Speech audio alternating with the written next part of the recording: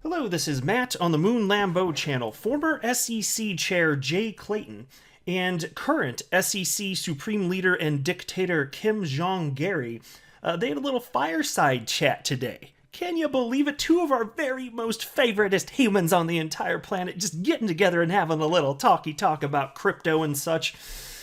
It's got the shiver just thinking about it. Well, they did though. And I'm going to share with you a bit of what happened. Spoiler alert, none of it's good, but also interesting. Attorney John Deaton was there live. He was actually at the summit. So plenty to discuss here, but before moving further, I do want to be clear that I do not have a legal or financial background of any kind. I am not offering legal or financial advice, and you definitely should not buy or sell anything because of anything that I say or write. I'm just an enthusiast who enjoys making YouTube videos about crypto-related topics, but just as a hobby and just for fun. And I'm ultimately going to get to this article, which I came across thanks to John Deaton as well as another XRP community member from MarketWatch, titled "Crypto Exchanges Thought They Could Throw a Fastball," that's a quote, "by the SEC. Thought they could throw a fastball by the SEC, but enforcement is coming," Chairs Gensler, Clayton warn. Oh yes, well, thanks a bunch for that. I'm sure it's a well thought out and reasonable position that won't harm investors in any sort of way. All right, so here was a tweet from Charles Gasparino, journalist with Fox Business. He, of course, is the one that has worked with Eleanor Terrett, another Fox Business journalist and producer, to put out the incredible piece. I highlighted it, within the last week or so. The thing was like, when I printed it, I think it was like 32 pages. My gosh, they put 2 months worth of work into it, and it was very evident and very thorough. I enjoyed covering that piece and reading through it. But anyway, Charles Gasparino shared this image from Eleanor Terrett from her seat, and so she was also here live. And so there you can see there's that asshat Jay Clayton, former SEC chair, sitting right there where I'm circling. Gary Gensler, he was reporting remotely. And so anyway, Charles Gasparino shared this picture and wrote, "Via Eleanor Terrett, Gary Gensler and Jay Clayton and some empty chairs talk crypto regulation and Ripple #XRP. And then he also wrote this. "Funny, the Gary Gensler Jay Clayton fireside chat on crypto has an interesting twist, with Gensler sitting by the fire remotely from his home in DC. It's also not surprising. Sources tell Fox Business he's rarely in the SEC's DC offices and works remotely." And so you can see he is indeed sitting by the fire at the fireside chat, just not there in person. He couldn't be bothered to show up in person. That would be unreasonable, wouldn't it?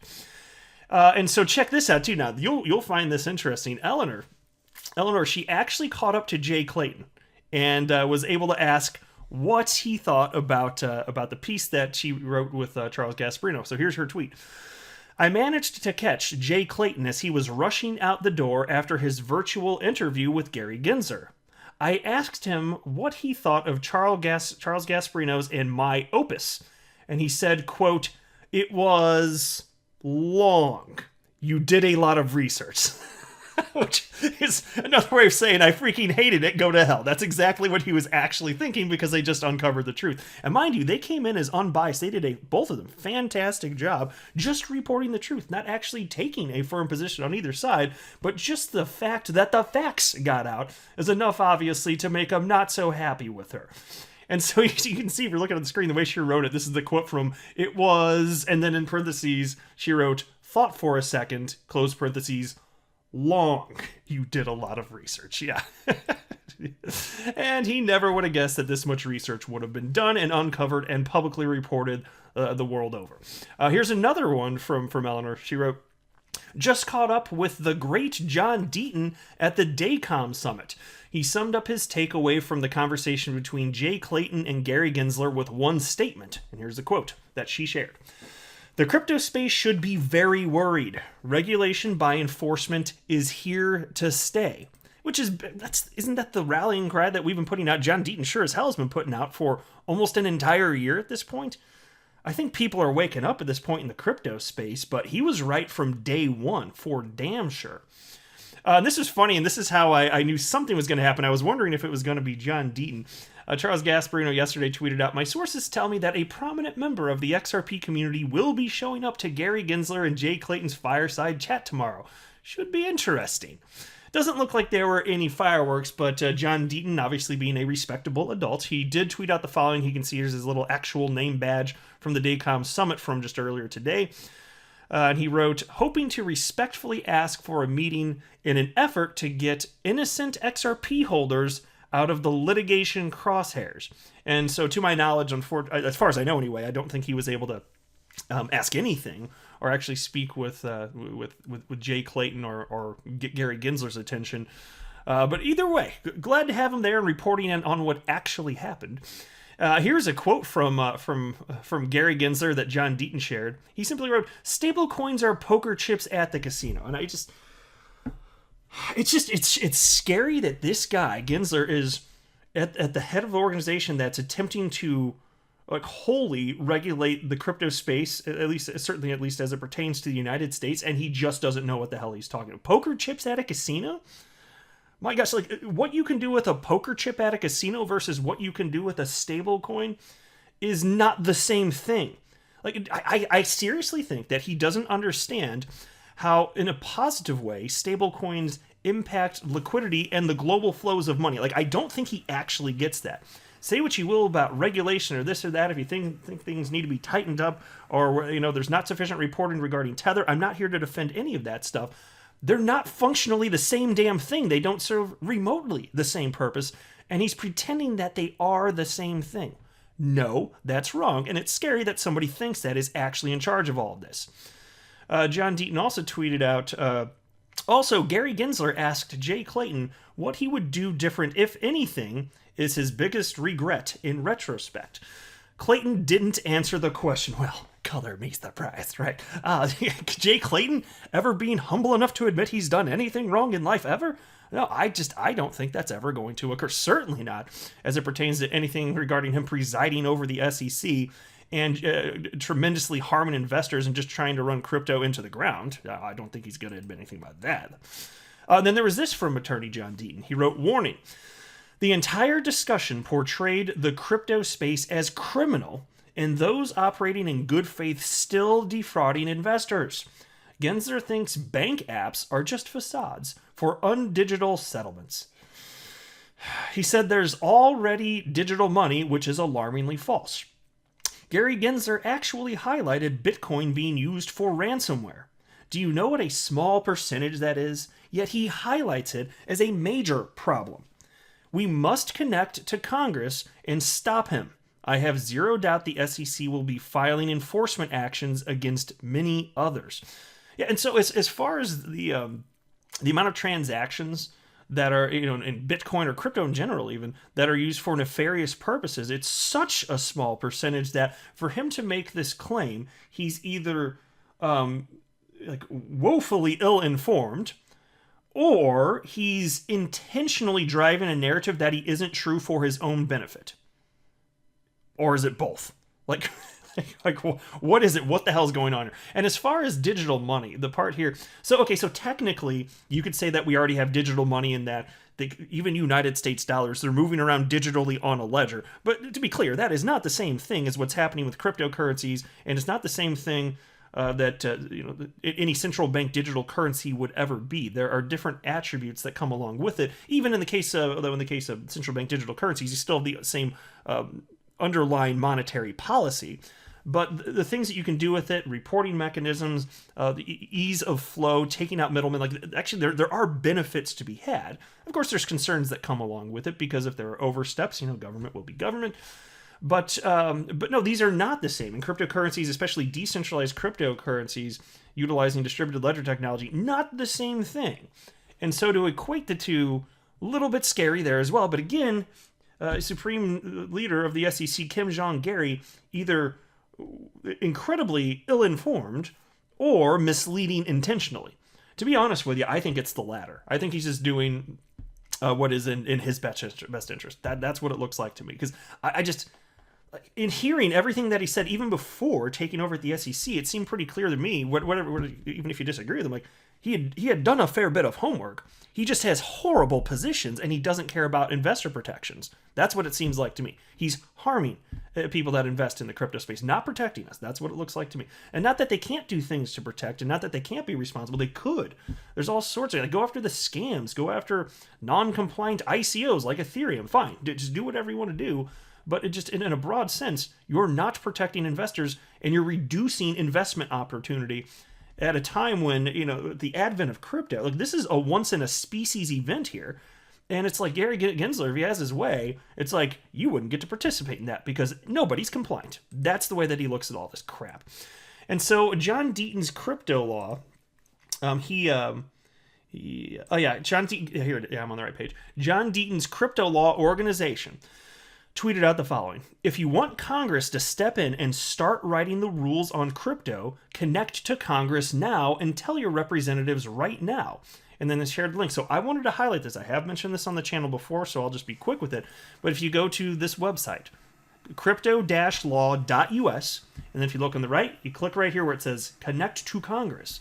And it brings up a page where you don't have to do any additional work. You just type your message, fill out the information, bam, send it off. So if you want to do that, I just wanted to highlight that you absolutely can. Here's a tweet from attorney John Deaton. All you need to know about Gary Gensler's view on digital assets is contained in today's talk. He's more emboldened in his efforts to regulate the entire digital asset space.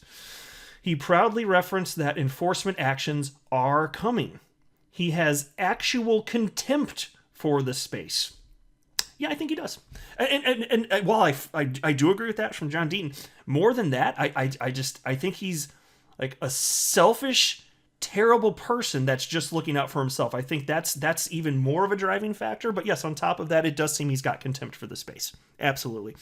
Attorney Jeremy Hogan, who of course runs the very popular YouTube channel Legal Briefs, he jumped in and wrote, the only semi-enjoyable part of the whole thing was when Gensler threw Clayton under the bus for lax enforcement back in 2018 and 2019, as in, quote, now I have to clean up your mess, end quote. I thought that was pretty good. I did heart that, actually. And then there was also this. Oh, yeah, check this out, because this is an interesting takeaway. I do believe this is going to come to pass, and it's going to offend everybody that is level-headed in the crypto space. And even those that aren't, I think pretty much, honestly, I don't even know why I had to qualify it like that. Everyone's going to be offended. John Deaton wrote the following. After listening to this fireside chat today, don't be surprised if exchanges get sued soon. The SEC won't say which assets are securities, but expect exchanges to get a securities broker license to sell securities. Yeah, so again, we don't know which ones are securities, but just get the license. So go ahead and do that. But even then, like, if something's a security and it's unregistered and it's supposed to be, you're still in trouble. Just because you have the license, it doesn't mean that you can sell unregistered securities all of a sudden. It's like they're still in trouble. You know what I mean? Not good. And so John Deaton ended up sharing this article. I want to run through just a few key pieces of this towards the top. This is the one that, again, is titled, Crypto Exchanges Thought They Could Throw a Fastball by the SEC, but Enforcement is Coming. Chairs Gensler and Clayton warn. Bipartisan agreement is hard to come by in Washington, but there's little daylight between Democrat Gary Gensler and his predecessor as chairman of the Securities and Exchange Commission, Republican Jay Clayton, on the issue of cryptocurrency regulation. The two colleagues discussed the necessity for cryptocurrency trading platforms to register with the SEC so the agency could bring better investor protection to these venues during a fireside chat at the Digital Asset Compliance and Market Integrity Summit on Wednesday. So let me just pause and to ask you a question and drop the answer below in the comment section. I need to hear from you. So they're talking about all these protections, and Gary agrees with Jay Clayton even, and I get the sense they don't even like each other, but they both just seem absolutely awful, just completely wretched. And so I just want to know, well, they're talking about the need for all of this additional regulatory oversight, this and that, to protect you. I want to know, like, do you feel that you are really extra protected, or do you think that by the nature in which they're managing all this and regulating by enforcement, making all of these regulatory moves, do you feel that you are being harmed as an investor? Tell me which, because again, their mission is to protect investors. So if they're doing such a bang-up job, why is it? Because I already know the answer. Why is it that so many investors feel like they're just being attacked? Why is that? So are they actually doing what's right by people? Well, clearly the answer is no. But check out this. Platforms, whether they're trading platforms, lending platforms, whether they call themselves centralized or they call themselves decentralized, are an important place for public policy and investor protection, Gensler said at the event, which was staged by Solidus Labs. Or is it Solidus Labs? How's that to be pronounced? Solidus Labs? I don't freaking know. But that's a company that offers crypto market surveillance services. He added that when the SEC and trading platforms cannot come to an understanding, quote, we're going to use the enforcement tool, end quote. Well, color me surprised. You just want to sue everybody into oblivion. And really, you say if they don't comply. Just by the mere act of participating in this space, it means that there's a virtual certainty you're going to get sued by the SEC at some point. There is no way to comply because there is no clear path forward. Really grinds my gears, folks. Can you tell my gears are getting all ground up in this bitch? So he says that we're going to use the enforcement tool, end quote, suing entities that fail to register with the agency. And here's another quote from him. But I think a better approach for these platforms is to work to get registered within the law, end quote. Well, how the hell do you even do that? Especially, again, if you're an exchange, even if you do that and you're allowed to sell these securities. What the hell is a security? You're not telling people. It is not clear. You are the only humans on the planet, and I use the term humans loosely, that actually think that there's any reasonable level of clarity in the space. So as far as I'm concerned, you all can suck on a bunch of eggplant emojis. That's it. That's it. And then there's this. Let me simmer down now. From John Deaton, he shared something from Brian Brooks, who also spoke after the speech. John Deaton wrote, Brian Brooks is the man. Listen to him for 10 minutes and he should still be in government. He just dismantled Gensler's comment that, quote, similar activities should be regulated similarly, end quote, by simply saying it should be similar risks should be regulated similarly. Outstanding.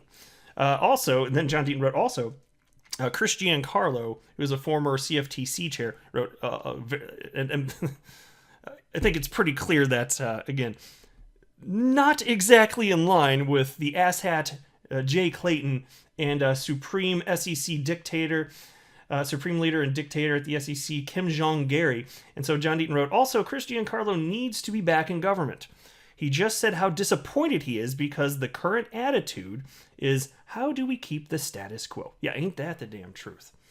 So that's where we are. That's where we actually are. And it's going to get a lot worse before it gets better. I'm just looking forward to some sort of settlement in the Ripple case with the SEC because it is so clear the SEC is on the losing side of this. So we got to wait a little bit further. And even if fully adjudicated, the SEC is still in for a world of hurt if justice is to be done. But I'll go ahead and wrap up here. I'm not a financial advisor. You should not buy or sell anything because of anything that I say or write. That would be a very, very, very bad idea. Until next time, to the moon, Lambo.